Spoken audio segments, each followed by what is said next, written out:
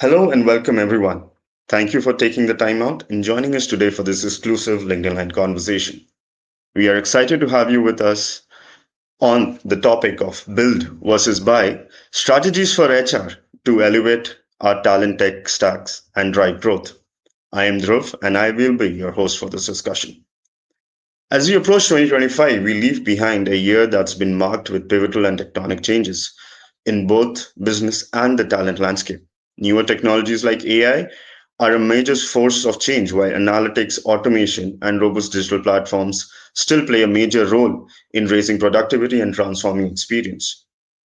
Amidst this entire complexity of tech and talent landscape, the important question for CHROs and HR leaders today is then whether they invest their resources, their money, and a lot and their workforce towards building these HR tech solutions, or do they look at buying and partnering with external partners to help them undertake the journey of digital transformation and tech transformation?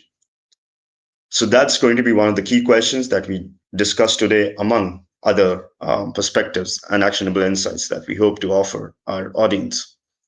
With this, let me welcome our first speaker, Diana Spalding, Senior Director, Solution Sales Employee Workflows at ServiceNow. Diana is a trusted name in the employee experience solutions landscape today and helps companies across APAC strengthen their HR and EX journey. Prior to joining ServiceNow, she was head of applications at Oracle and has worked with Deloitte in Singapore and London. Welcome, Diana. It's great to have you with us. Great to be here. Great. Our second speaker today is Sumit Mathur, a Senior Vice President and Managing Director, ServiceNow India Technologies and Business Center at ServiceNow. Sumit comes with over 3 decades of global experience in building teams and software at scale. In his current role at ServiceNow, he's the global head and project management for multiple product lines, such as finance and supply, chain workflows, ERP monetization, among others. It's great to have you with us, Sumit. Thank you, Dhruv. Thank you for having me. Great. And finally, we have Leena Warankar, head HR at Ask Group. With over 2 decades of experience, Leena has worked across top companies and at Ask Group has led and initiated the HCM Transformation Initiative to support Ask Group's non-linear growth plans. It's great to have you with us, Leena. Great to be here too. Thank you. Thank you. Thank you to all our panelists for taking time out and joining us. Let me not waste any more time and let me get straight to our first question. And this goes back to our agenda for today. We're seeing a lot of rapid advancements across AI, automation, and digital platforms becoming the bread and butter of HR today. And this is a question to all our speakers. If you had to look at what are the key factors that are influencing HR and business leaders' decisions on whether to build or buy an HR tech solution, what would some of those factors be for all your speakers? So we'll start with Diana, then we'll go to Sumit, and Leena, you can help us look at it from an HR lens towards the end. Right, great, Dhruv. I'll give it a crack to answer this question. And of course, I'm here next to my really esteemed panelists, Sumit and Leena, who are really experiencing, from a ownership of like the whole product organization, as well as, being the user and the decision maker for all of these applications. So I'll try to provide a different perspective, probably more from the value of me speaking to really multiple CHROs and kind of, HR leaders across APAC as well as globally. So if I look at, if I listen to your question about like the decisions influencing build versus buy, maybe if you look back at kind of like the evolution of the HR needs and the tech stack. So obviously, we went through like the last decade was really about implementing cloud solutions for HRIS. So I think we've moved on past the point where nobody is intending to build those anymore. And, obviously people are adopting, companies are adopting out of the box solutions. However, now we are in an era of hyper-personalization, service delivery, providing really consumer-grade experiences to employees. And this is where we do see that ultimately, packaged solutions such as ServiceNow HR Service Delivery, for example, we still are in the evaluation cycle where a lot of CHROs or CIOs consider building them just and the reasons could be multiple, whether it's from cost or having the internal manpower and kind of having the confidence that they're able to fulfill the user requirements better, or just that being their preference within the company. And I must say that overall, my experience is that we do tend to, except for like obviously one or two experiences where this has worked out, a lot of the companies will start off with building something and then they will inevitably shift into a kind of like out of the box experience, just because ultimately it wasn't either economical or a good use of time, and they should have spent that kind of like the Yeah. building time on more of a core operations. So that's kind of my perspective, and that's what I see across the board. And it would be very interesting to hear from my other panelists, to hear from their lens. Yeah. Yeah, no, thank you, Diana, for that perspective. From a product perspective, the way I look at it is like the first thing that you have to answer is, what problem are you trying to solve? Is it a point problem, or are you trying to elevate the employee experience and drive strategic changes? Because that perspective is important. Then the next thing, from a product perspective, if you look at a tech stack, right? These days, all modern products have data layer, have AI, have automation, and have experience layer on top of it, right? And just from the name of it, you would know that they all require different skills, from data engineer, data scientist, to people who understand AI models, understand large language models, who understand how to build automation, and then the experience layer on top of it, whether it's on web or mobile or virtual chatbot, whatnot. And when we look at building products, right, it's not just one function area where there is a bunch of developers writing code. You need developer engineers, you need quality engineers, you need UX designers, you need UX researchers, you need documentation writer, you need DevOps people who implement it, operationalize it, right? So the skill variety that you need today to build an enterprise-grade product technology set is pretty vast. So that's the next question that you have to answer, is what skills do you have? Then the third thing that I would say is, how much time are you ready to invest in it? Remember, it's not just writing a bunch of lines of code.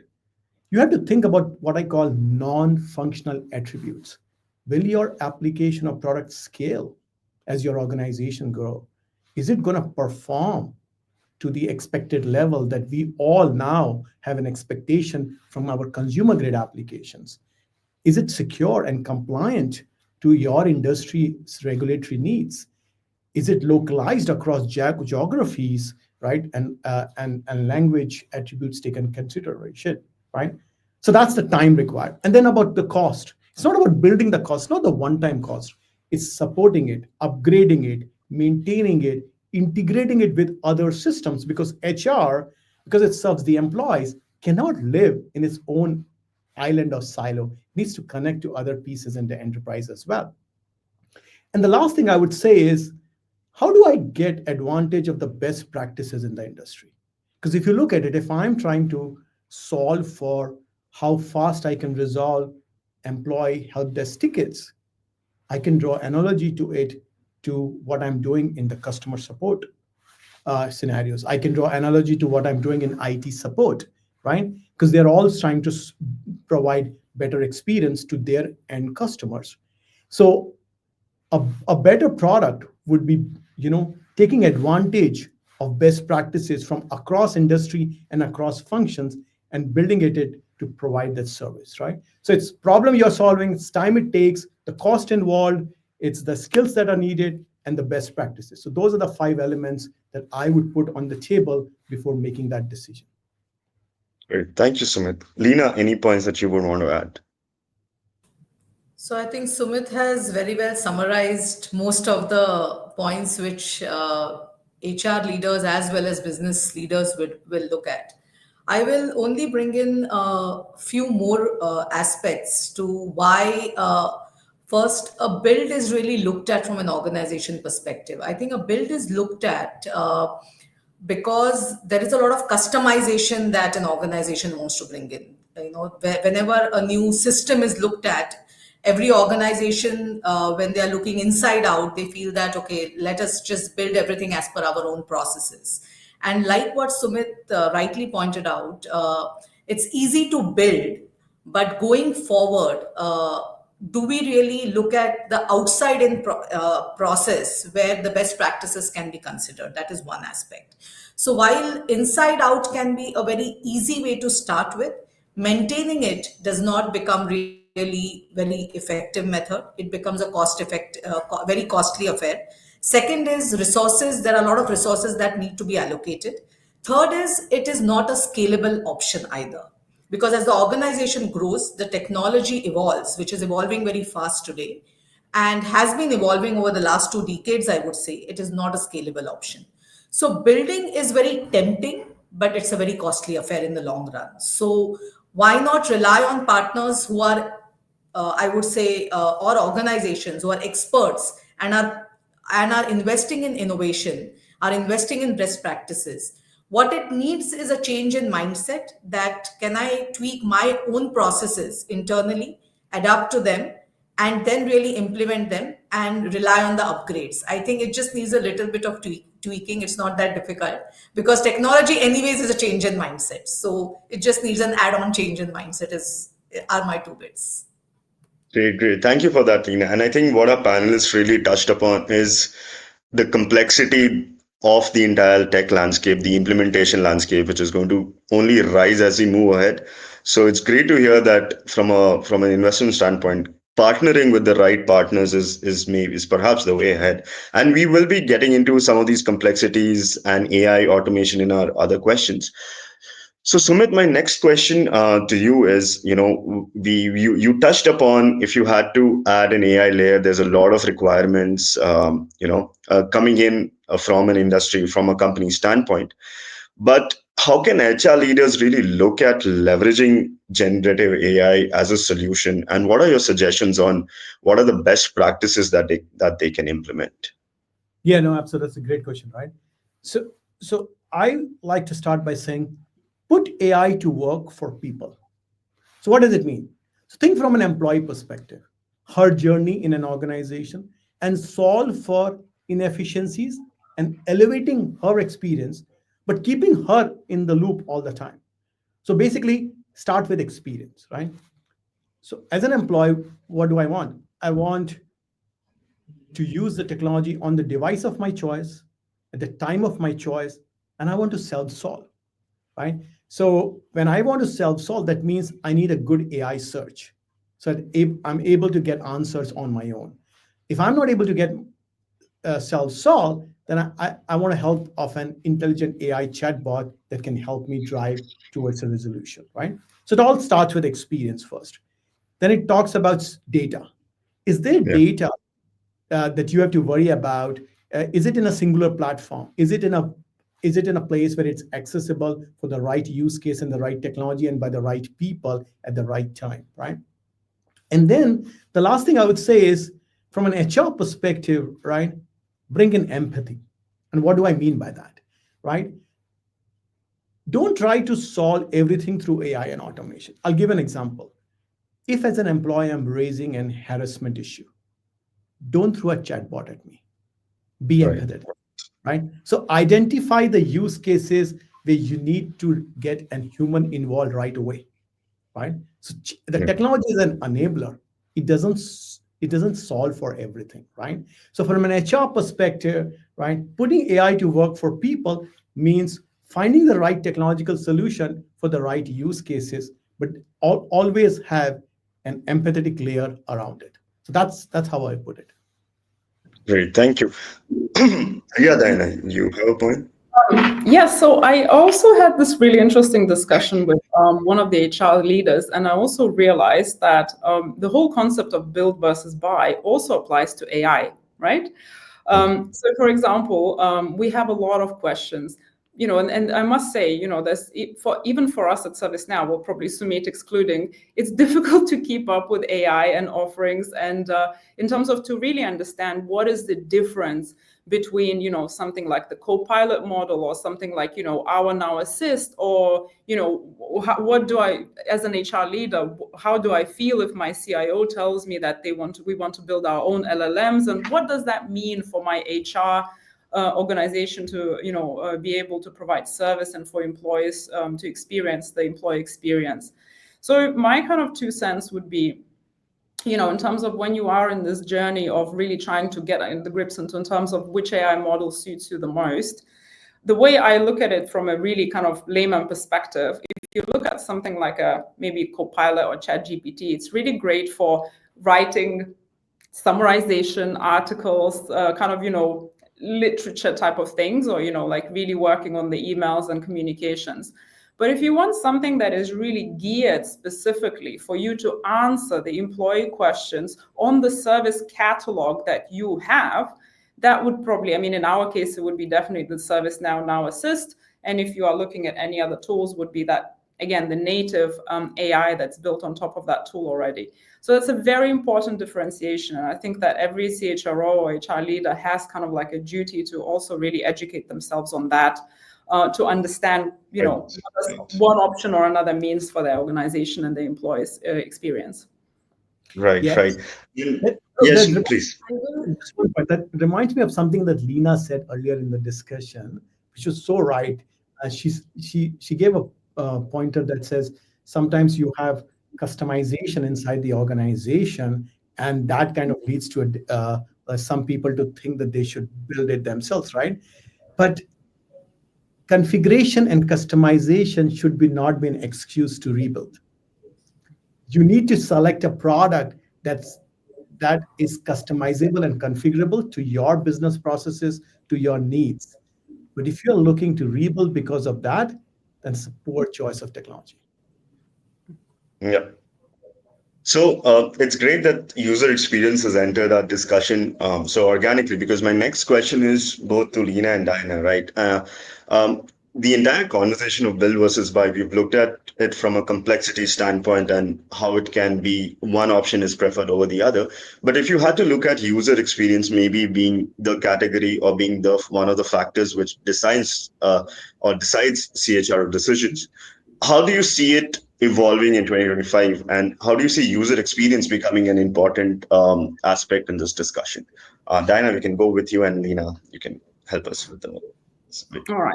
So if I look at the build versus buy with a lens of user experience, I would say that, being honestly speaking, that a lot of organizations go down the build route because a lot of the time they don't like the UX or, the number of clicks that, maybe they're not happy to change the process to some kind of a, like the best practice that's embedded into a SaaS product.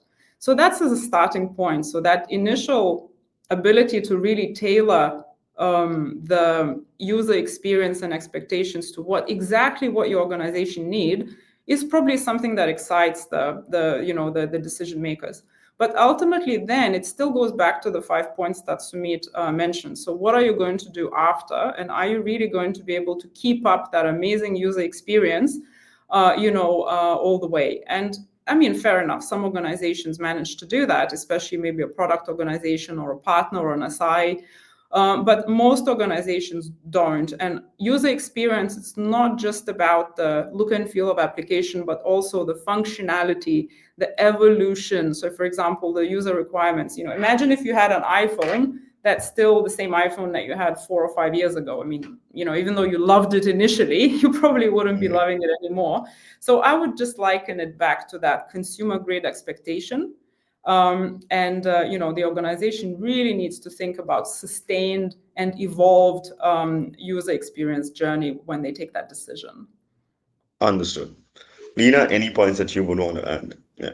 I think in terms of the user experience, again from CHRO or HR's perspective, the customer. So we have to think of the customer, and the customer here is an employee. But I would go a step behind. The customer actually starts from the candidate, and we are looking at the person who's applying to us. It starts from there. So that is, I would say, where really things have evolved over a period of time, because a lot of times we forget to inform. It starts with application to forgetting to inform the employee the candidate, that where exactly his candidature or his status of his application is. That's where the transformation really has happened, and that's where the user experience with technology has really evolved over a period of time. And if implemented well, and if the right technology is selected, at the end of the day, he or she may not get selected, but with walk away with the right sense of what the brand stands for. So for me, it's the experience is equivalent to what the brand stands for, and which is why Yeah. giving that right experience to the candidate, to the employee, be it in every process of HR. While we are digitizing, the experience becomes the key aspect of it. To when an employee has exited becomes very critical, because it's not just the experience, it is what the brand ethos is. So that is what I think HR really is trying to attempt today, because brand is a holistic aspect. It is not just for the external customer, it is also what you echo internally, because only when employees understand what it stands for is what they are going to stand outside and talk about it, and really embody the values of the organization. Right, right, right. Thank you for bringing that inside out perspective, Lena. And it's great to hear that, as you say, employee starts as a candidate, and that entire journey needs to be sort of looked at together. Sumit, my next question to you is from an implementation standpoint, right? We are talking about how there are a lot of technologies, user experience is an important layer, and a lot of these complexities come in. But from an implementation standpoint, how do you think perhaps, again, going back to the build versus buy conversation becomes way more simplified if we had to look at how can implementation be simplified if you're partnering with an external entity versus you building inside. So what are your thoughts maybe on that? Yeah, I think when we talk about implementation or partnering, etc., right? Always think it from as a platform approach. I'll give you an example, right? Lena rightly talked about candidate experience and bringing the candidate inside and being that as a brand equals for you, right? In that simple example, um, right, when you onboard a new employee and you need to give that person a laptop, right? Look at how many different silo organizations get touched, right? It's a recruitment function, it's an HR function, it's a finance function, it's a procurement function, it's an IT function that all need to come together to deliver a new hire onboarding experience, right? Yeah, So yeah, employee does not care that you have silos in your organization. An employee does not care that you have different tech stack in all those organizations. The employee is expecting a seamless user experience, a seamless experience, and and to solve for, you need to ensure that everything gets connected. Looking at the yeah, same data and same data model, driving an end-to-end use case, and then providing a layer of AI automation or experience on top of it, right? So I think looking at from that lens is way more important than looking at from silos of the organization. And that's why I say adopt a platform first approach. The other thing that we are always talking about the employee experience, right? But there's a bunch of people in HR organizations, they're working in what I call center of excellence, whether it's the payroll or whether it's the employee help desk and things like that, right? And you got to worry about how their experience is improving, how they are becoming more productivity, can drive more with less, and so on and so forth. And if you look at even from that use case perspective, um, like a simple use case, we were working with internally as well, right? If I ask a question like, tell me what are the top three HR policies that generate or get referenced most in my employee tickets that I can go solve for? It's a very simple question. But for to get those answers, you need to get the data from various right, different sources. right. So within even in your HR world, you have silos that you need to go look for answers for. So always adopt a platform approach so that you can connect the data, connect the silos to deliver an end-to-end use case, whether for your employee or for your internal HR practices. This is Great, a great. really excellent point I would just like to add on, because ultimately silos exist because we solve problems from your perspective or your point of vantage only. Actually, everything is connected. So, from onboarding to then trying to hire the same employee who left. or if you look at other functions, as well, every single one of them touches multiple journeys and multiple touch points. So that's why platform first is very important. So very rarely you are really addressing a problem that is like a standalone unique problem. There is always an end-to-end picture in mind, and that is a very, very important point that cannot be forgotten. Yeah. And Yeah, just to add completely on, agree. no matter how many systems we have implemented, if either it is people who are collaborating or systems have to bring themselves together, at the end of the day, what suffers is the employee experience. So what we are trying to achieve, if it is not coming together, all of it is not, the goal is never achieved if it is not really binded together. So if we know what we are trying to achieve, then it all has to come together. Yeah. So, Great. so one of the things that I really like this phrase is like we've been talking about digital transformation for decades, but in reality, everybody is digitized in their silos, but not transformed. That's right. That's actually a great sentiment, Sumit, which segues into my next question and that's around the role of a CHRO to sort of ensure, those silos are broken. So, Diana and Lena, to you, given the complexity, given the role that maybe HR really needs to lead to ensure those silos don't remain silos, from a tech implementation standpoint, how do you see the role of a CHRO really evolving at a C-suite level and as technology percolates down within the company? How do you see that role evolving? Hmm. Maybe if I start off, I'd like to, really want to hear how Lena feels about it. Ultimately, the way I see it is that traditionally the CHRO has been pigeonholed into like all my technology needs are met in an HRIS system, plus maybe a smattering of some point solutions, like surveys or maybe a payroll system or something. But ultimately, that mandate for a technological solution of employee experience is quite a new thing for a CHRO, actually.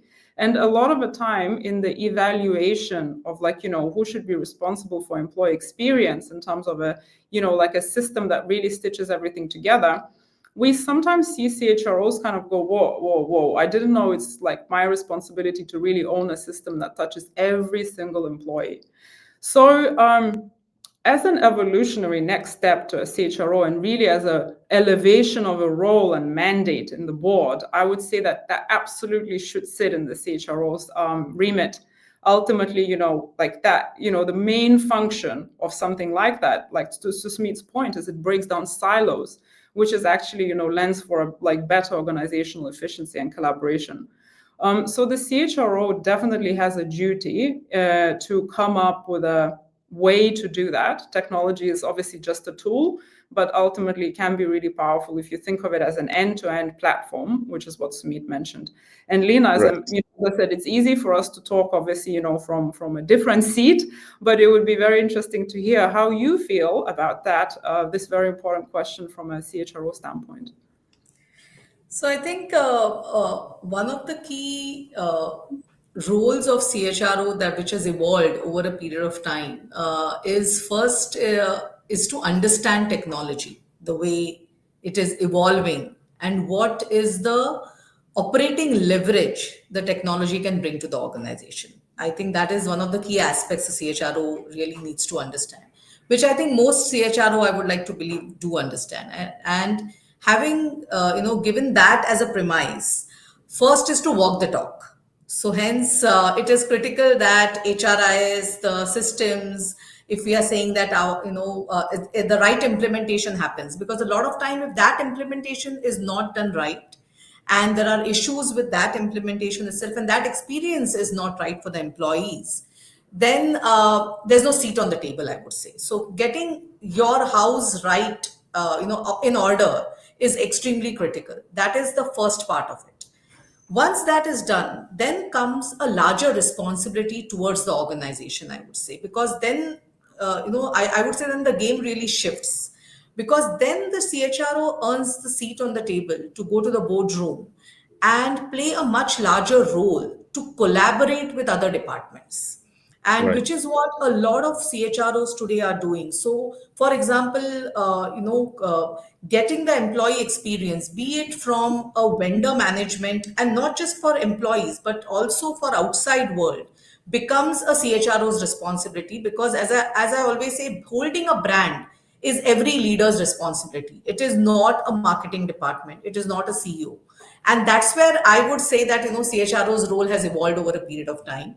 And that's where, so for example, in even at ASK, we do work. We are working with IT to use Tableau. Tableau is not supposed to be used by HR, but we want to use it for analytics. Why not? Why can't HR? Very few organizations do that. Usually, we use at HR analytics tools.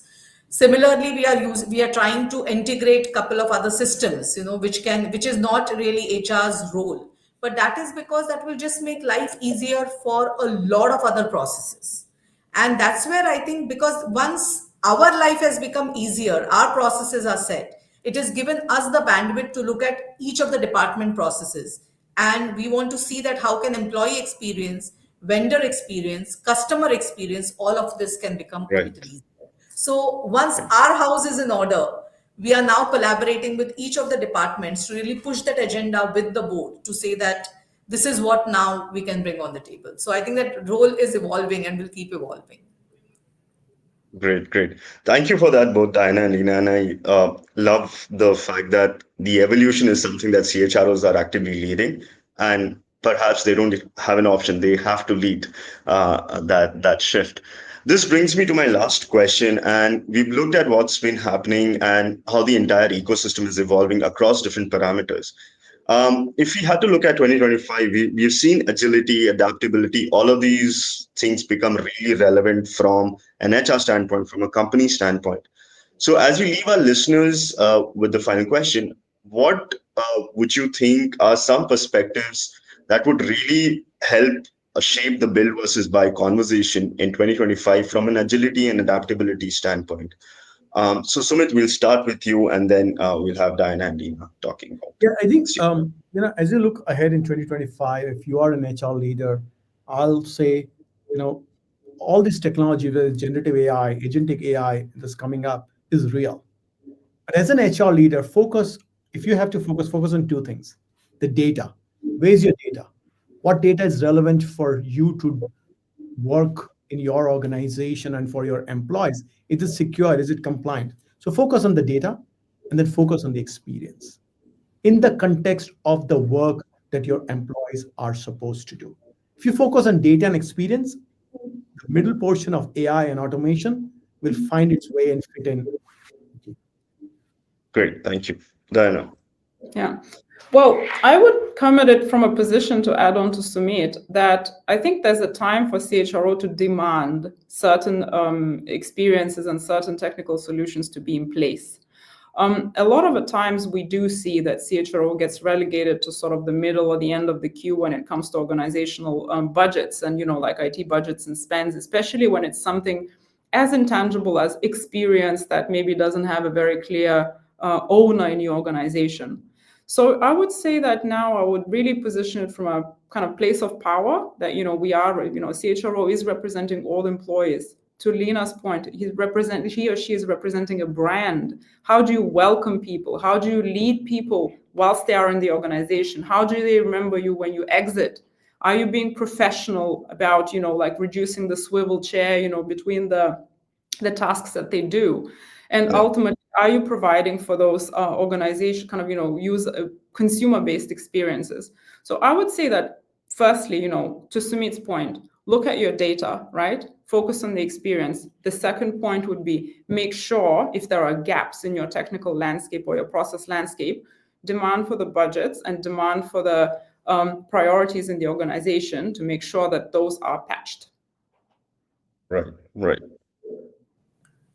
So I think Sumit and Diana have spoken about the output part of it. I'm going to speak about the input part.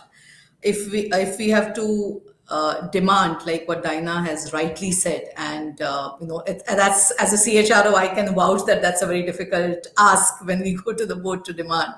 And what Sumit has said, rightly again said, is that, that there has to be data-driven decisions.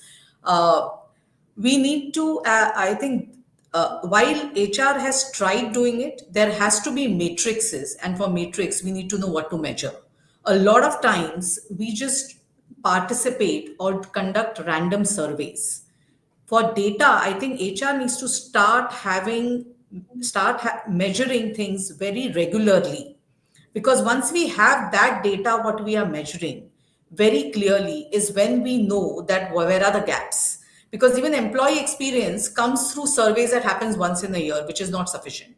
Or it is a feeling that can happen, when employee is entering, he will just press in one button and say, okay, I'm not happy today. Not sufficient. There has to be very measured and focused surveys, because only then, when we have that 1 or 2 years, 18 months data, can a CHRO can go and can thumb the table and say that this is what this organization needs from an experience perspective. This is the tech intervention we need. This is the collaboration that is required in the departments. And this is the next way forward. Because if we don't do Right. that, we are just I mean, see, either the organization acts or the employees are going to react in any ways. So it is, they are going to anyways, because that is what the newer generation is anyways going to do. They're not tolerant. So I think that is so the CHRO needs a lot of data, but they also need to know what to measure, when to measure, and what is the frequency to measure. So that matrix is extremely critical. So that input is going to become very critical in the next 18 months. Great. Thank you, Lena, for bringing in that again, that inside out perspective, the input perspective, as you say. And with this, I end this conversation. It's great. It was great to have all our panelists today joining across different regions and bringing a lot of relevant perspectives in this entire conversation, which is taking newer dimensions. And I'm sure 2025 is also going to add a lot more dimensions to the build versus buy conversation. Before we end, any quick closing point that either Diana or Sumit that you might have before we end this conversation? Great. With this, thank you. Thank you to our panelists. Thank you, Diana. Thank you, Sumit. Thank you, Lena, taking the time out, joining us. And thank you to our audience. It was great to have you with us. As you know, this is part of a larger effort that People Matters is doing with ServiceNow called the Into the New HR Frontier, where you get exclusive conversations, latest research-backed insight reports, interviews, and perspectives. So stay connected with us. Thank you. Thank you, everybody, for joining.